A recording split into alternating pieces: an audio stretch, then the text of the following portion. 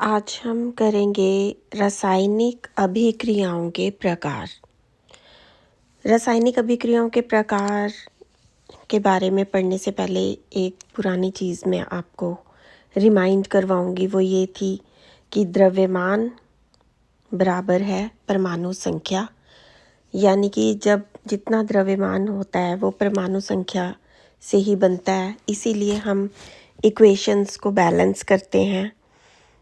अभिकारक और उत्पाद प्रोडक्ट और उनको बैलेंस इसलिए किया जाता है क्योंकि दोनों साइड अगर इक्वल होंगे तभी द्रव्यमान बनेगा। अब ये है कि इक्वेशंस के टाइप्स क्या होते हैं, कौन कौन से टाइप्स की इक्वेशंस होती हैं। तो फर्स्ट इसमें है संयोजन अभिक्रिया।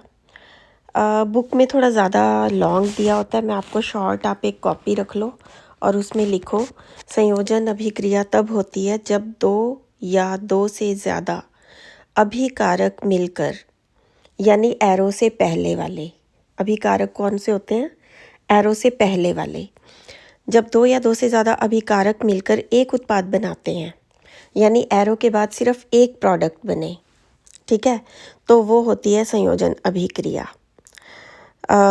फॉर एग्जाम्पल जैसे कि आप ये वाली देख लो, ये ब्लू में है C+O2 is equal to CO2। C+O2 is equal to CO2। इसमें मैं आपको बता रही हूँ कि जो एरो से पहले हैं वो दो हैं अभिकारक, कार्बन और ऑक्सीजन। कार्बन सॉलिड है, ऑक्सीजन गैस है, लेकिन एरो के बाद क्या लिखा है, CO2, यानी एक ही प्रोडक्ट बना है CO2। तो ये क्या है, संयोजन अभिक्रिया, ठीक है। इसके ऊपर क्या लिखा हुआ है, कोयले का दहन। और एक और इसका एग्जाम्पल है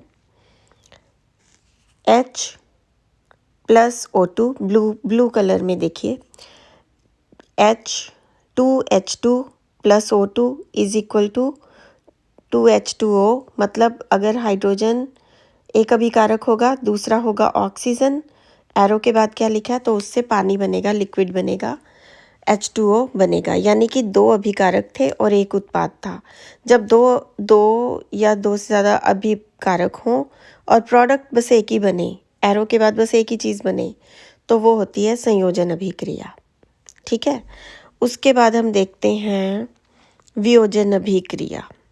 वियोजन अभिक्रिया क्या होती है, वियोजन अभिक्रिया में आप नोट कर लीजिए, अभिकारक एक होगा, एक अभिकारक टूटता है, दो या दो से ज़्यादा प्रोडक्ट बनते हैं, उसको बोलते हैं वियोजन अभिक्रिया। फॉर एग्जाम्पल मैं आपको ये वाला एग्जाम्पल बताऊंगी, ये छोटा है, CaCO3 ब्लू कलर से लिखा है जो CaCO3। Ca होता है कैल्शियम, CO3 होता है कार्बोनेट, कैल्शियम कार्बोनेट, चूने का पत्थर। और वियोजन, हाँ, यहाँ एक आपको बहुत ही इम्पॉर्टेंट बात मुझे बतानी है, वो बुक में नहीं लिखी हुई लेकिन आप नोट कर लो। वियोजन अभिक्रिया तीन तरह से होती है, गर्मी से, ऊष्मा से, विद्युत से, बिजली से, इलेक्ट्रिसिटी से, प्रकाश से यानी सनलाइट से। कौन कौन से तीन चीज़ों से होती है वियोजन अभिक्रिया, ऊष्मा से, हीट से, गर्मी से। कौन सी गर्मी, आर्टिफिशियल, जिसमें हम चीज़ों को गर्म करते हैं, विद्युत से, इलेक्ट्रिसिटी से, बिजली से, और तीसरी होती है प्रकाश से जो कि सनलाइट है, ठीक है। शायद यहाँ पैराग्राफ में इसका वर्णन किया भी हो, लेकिन आपने इसको 3 नंबर लिख लेने हैं कि वियोजन अभिक्रिया 3 अलग अलग तरीक़ों से होती है। जब ऊष्मा से हो तो इसे ऊष्मीय वियोजन कहते हैं, जब विद्युत से हो तो विद्युतीय वियोजन, प्रकाश से हो तो प्रकाशीय वियोजन, ठीक है। अब ये जो CaCO3 वाली है एग्जाम्पल, ये ऊष्मा वाली है, ऊष्मीय वियोजन है। इसमें क्या होता है कि CaCO3 एरो आ गया, एरो के ऊपर क्या लिखते हैं, ऊष्मा, यानी ये ऊष्मीय वियोजन है, इसका साइन देना होता है। और इसके प्रोडक्ट कितने बने, दो बने, एरो के बाद दो प्रोडक्ट बने, एक तो बना CaO और एक बना CO2। यानी जब आपका अभिकारक एक हो एरो से पहले और एरो के बाद दो या दो से ज़्यादा प्रोडक्ट बन जाएं उसके टूटने से, तो वो वियोजन अभिक्रिया होती है। क्योंकि ये ऊष्मा की हेल्प लेकर की गई है, इसलिए इसको ऊष्मीय वियोजन कहेंगे। अच्छा, एक होती है विद्युतीय वियोजन, जिसमें कि विद्युतीय वियोजन आप पानी का एग्जाम्पल ले सकते हैं। इसमें नहीं है, लेकिन आप पानी का एग्जाम्पल ले सकते हैं कि H2O पानी होता है, लिक्विड। एरो बीच में लगा दो, ठीक है, उसमें से आप इलेक्ट्रिसिटी पास करो तो वो क्या बन जाएगा, H2+O2। वो कौन सा वियोजन होगा, यानी एक एरो से पहले अभिकारक हमारा एक है H2O और एरो के बाद है 2H2+O2, यानी कि दो प्रोडक्ट बन गए। अब एक एग्जाम्पल है, ये तो विद्युत का था। अब एक एग्जाम्पल इसमें दिया हुआ है, ये सूर्य के प्रकाश का। इनफैक्ट दो हैं, आप एक भी कर लेंगे तो हो जाएगा। सूर्य के प्रकाश से क्या होता है, 2AgCl, सिल्वर क्लोराइड, ठीक है। फिर क्या आ गया, सूर्य का प्रकाश लिखा हुआ आ गया, एरो के ऊपर वो साइन है, ये बता रहा है कि ये सनलाइट वाली अभिक्रिया है। फिर उसके बाद आता है, ये दो प्रोडक्ट बन जाते हैं AgCl के। Ag क्या होता है, सिल्वर, चांदी।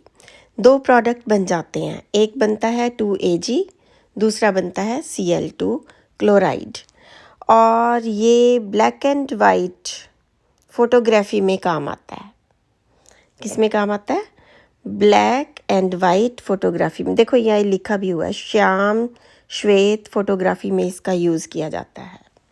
ओके, ज़्यादातर पिक्चर्स हम कलर्ड लेते हैं, लेकिन कई बार ब्लैक एंड वाइट फोटोग्राफी होती है। जैसे पुराने टाइम की आप पिक्चर्स देखेंगे तो वो ब्लैक एंड वाइट होती थी। तो आपकी ये तीनों कवर हो गई, ठीक है, ऊष्मीय, विद्युत और प्रकाशीय। उसके बाद आती है विस्थापन अभिक्रिया। विस्थापन का मतलब ये होता है कि आप प्लेस चेंज करते हो, ठीक है। इसमें अधिक क्रियाशील जो तत्व है, ज़्यादा रिएक्टिव एलिमेंट, उसको तोड़ के कम रिएक्टिव एलिमेंट बनाया जाता है। जैसे कि आप ये वाला देखो, Fe वाला, Fe+CuSO4। Fe क्या होता है, iron, okay, iron plus CuSO4 copper sulphate. Cu is copper, SO4 is sulphate. अब आयरन क्या है, आयरन बहुत ज़्यादा रिएक्टिव मेटल है। आप लोहे की कोई भी चीज़ लाते हो, उस पर कितनी जल्दी जंग लगता है, तो आयरन बहुत जल्दी रिएक्ट करता है। कॉपर उससे कम रिएक्टिव है। तो देखो दोनों कैसे अपना प्लेस चेंज करते हैं। Fe+CuSO4, बीच में आपका आयन आ गया, क्योंकि ये कौन सी अभिक्रिया हो रही है, विस्थापन। इसमें प्लेसेस चेंज होंगे। देखो FeSO4 हो गया, पहले CuSO4 था, FeSO4 हो गया और Cu को उसने अलग कर दिया, किसने, आयन ने। और आयन सल्फेट एक चीज़ बन गई प्रोडक्ट, दूसरा प्रोडक्ट बना कॉपर, दो प्रोडक्ट बने। ओके, तो इधर भी दो थे, इधर भी दो थे, एरो से पहले भी दो थे अभिकारक, और प्रोडक्ट यानी उत्पाद भी दो थे। और Fe ज़्यादा रिएक्टिव होने करके वो चला गया सल्फेट के साथ और कॉपर अलग हो गया। इसमें हम ये कहेंगे कि विस्थापित कर दिया, हटा के खुद उसका स्थान ले लिया, इसको विस्थापन कहते हैं, ठीक है। और भी इसके एग्जाम्पल्स हैं, लेकिन आप एक एक एग्जाम्पल मेरे से समझ लो, बाकी आप खुद करके देखना। जब आपको कोई नहीं समझ में आएगा तो you can ask me any time. In fact जो पढ़ता है स्टूडेंट, वो हमेशा क्वेश्चन पूछता है। तो अगर किसी स्टूडेंट ने मुझसे क्वेश्चन पूछा वॉइस मेल का यूज़ करके या कमेंट में भी पूछ सकते हैं, तो दैट विल बी बेटर, कि मुझे लगेगा कि हाँ वो पढ़ता है एक्चुअली। या पढ़ती है, गर्ल्स। ओके, अब हम पढ़ रहे हैं नेक्स्ट टाइप ऑफ इक्वेशन, वो है द्विविस्थापन। व्हाट इज द्वि मीन्स डबल। विस्थापन में क्या हुआ था, आपने देखा कि ज़्यादा रिएक्टिव यानी ज़्यादा क्रियाशील तत्व ने कम क्रियाशील तत्व को बनाया। ठीक है, अब यही चीज़ जब डबल होती है तो वो द्विविस्थापन हो जाता है। चीज़ वही है, बिल्कुल डबल होती है। इसमें हम ये Na वाला लेंगे। पहले अच्छे से इसको पढ़ते हैं इक्वेशन को। Na2SO4 plus BaCl arrow BaSO4 plus 2NaCl। पहले मैं आपको बताती हूँ ये है क्या क्या। Na is sodium, SO4 is sulphate, sodium sulphate. मेरे साथ सभी बोले, sodium sulphate plus Ba is barium, Cl is chloride, barium chloride.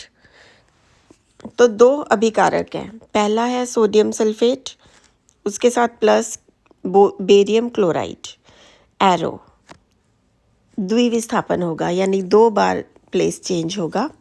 BaSO4 पहले क्या था, BaCl2।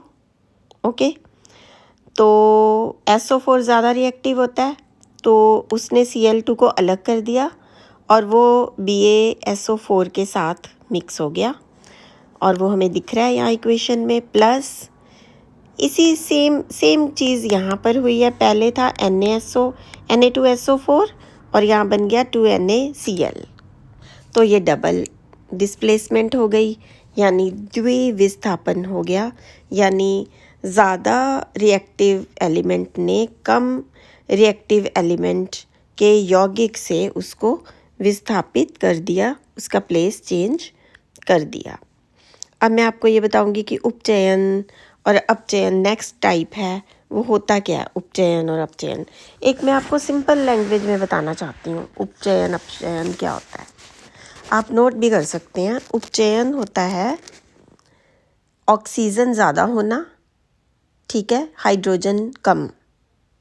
उपचयन आप चाहे कॉपी पे नोट कीजिए। उपचयन इसमें क्या होता है, ऑक्सीजन बढ़ती है, हाइड्रोजन कम होती है। इसका बिल्कुल ऑपोजिट अपचयन है, इसका बिल्कुल उल्टा अपचयन है। हाइड्रोजन बढ़ती है, ऑक्सीजन कम होती है।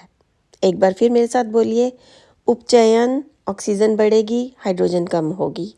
अपचयन हाइड्रोजन बढ़ेगी, ऑक्सीजन कम होगी, ऑपोजिट होगा।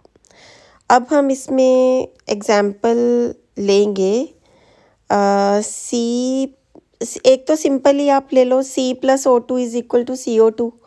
C और O2 में CO2 C के साथ ऑक्सीजन जुड़ गई। ओके, तो जब ऑक्सीजन बढ़ती है या जुड़ जाती है, ऐड ऑन हो जाती है, तो वो उपचयन होता है। और जब ऑक्सीजन हाइड्रोजन कम होती है तो अब ये वाला देखिए आप,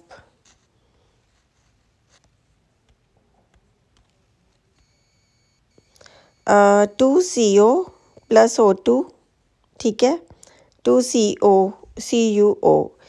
इस गर्म पदार्थ के ऊपर से हाइड्रोजन गैस प्रवाहित की जाए तो सतह काली परत भूरे रंग की हो जाती है, क्योंकि इस स्थिति में विपरीत अभिक्रिया संपन्न होती है और कॉपर प्राप्त होता है। CuO प्लस H2 में Cu प्लस H2O, इसमें क्या होता है कि CuO प्लस H2, एरो के बाद क्या हुआ Cu, ठीक है, CuO में से Cu हो गया, ऑक्सीजन कम हुई या ज़्यादा हुई, ऑक्सीजन कम हुई। जब ऑक्सीजन कम होगी तो वो क्या होगा, उपचयन। ओके, अगले में क्या हुआ, अकेला H था, एरो के इधर H2O में बदल गया, तो हाइड्रोजन कम हुई या ज़्यादा, हाइड्रोजन के साथ ऑक्सीजन ऐड ऑन हो गई। जब ऑक्सीजन बढ़ती है तो वो उपचयन होता है, जब ऑक्सीजन कम होती है तो अपचयन, यानी एक ही इक्वेशन में दोनों चीज़ें हो गई। इसको बोलते हैं रॉडेक्स। रेडॉक्स अभिक्रिया बोलते हैं इसको।